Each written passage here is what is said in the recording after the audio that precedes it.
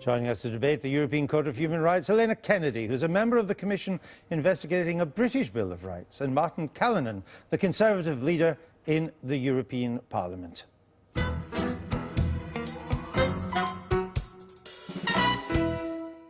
Martin Callanan, David Cameron's off to Strasbourg this week to argue for major reform in the European Court. If that proves impossible, should Britain withdraw?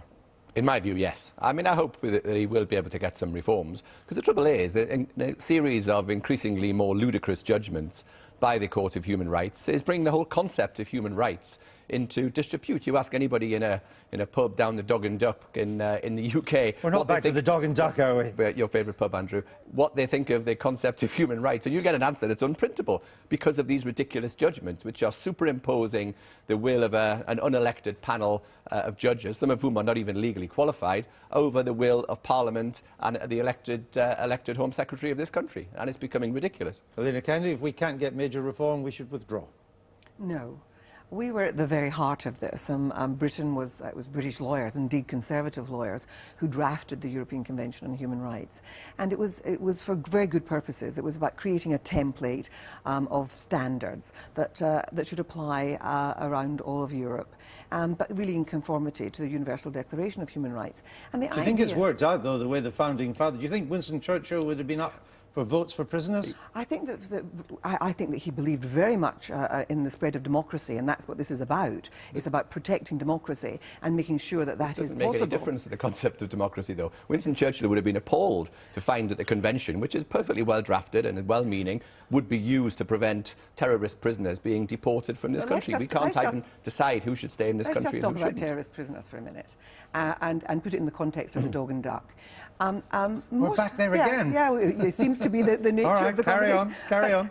Of course, the point about human rights was occasionally you have to make decisions which are not going to be popular with people, but it's about protecting principles.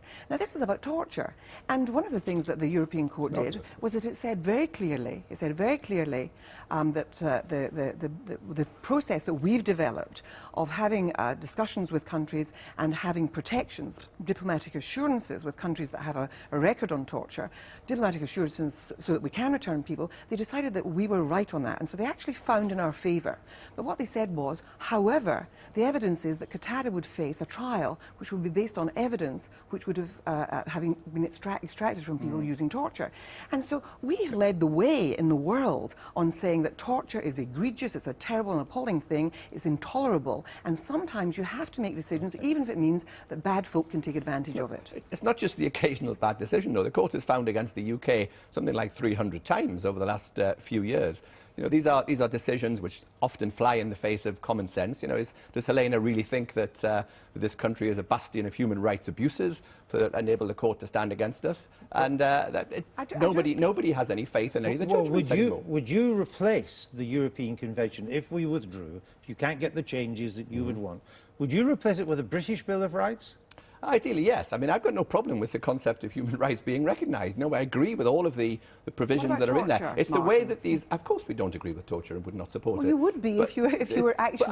Look at the Abu Qatada case. He arrived in this country on forged documents. Since then, he's shown no loyalty to the country. He backed the 9/11 hijackers. He was described as a truly dangerous individual in a British court. Successive Home Secretaries of both Labour and Conservative have tried to deport him, and the court said, no, we can't. Okay, but let me move on from Abu Qatada, because I want to get the principle here.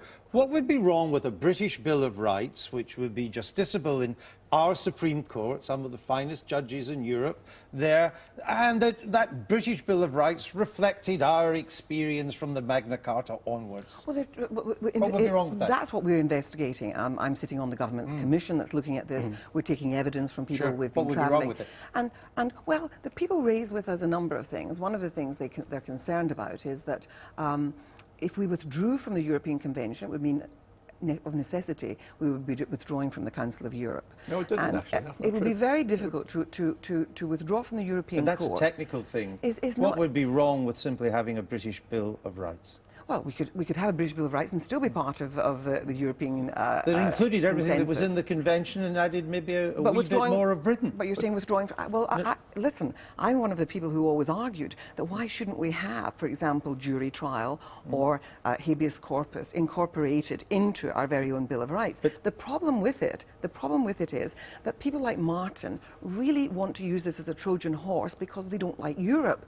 And so... No, that's not true at all. Okay, let him The answer Council of that Europe point. is It's a good as you well point. know, Helena, the Council of Europe is completely separate to the EU. Take another example, the issue of prisoners' voting rights. The House of Commons has voted on a number of occasions by enormous majorities that we do not wish to give the right of prisoners some prisoners rather, in the UK to vote. The European Court of Human Rights is substituting its judgment for the will of our elected representatives. If Helena thinks this is such a good thing, why doesn't she go and stand in elections, I'm afraid put that to the people of the UK and say if they agree with it or very not? briefly, what are the chances of Mr. Cameron making any material progress on this? Well, we'll see what he comes out with. He wants to introduce a filtering mechanism. No, I know what he wants, but what are the chances? And those are all proposals. I don't think they're that high. All right, he doesn't think they're that high. I'm afraid we've run out of time. Sorry. I thank you both.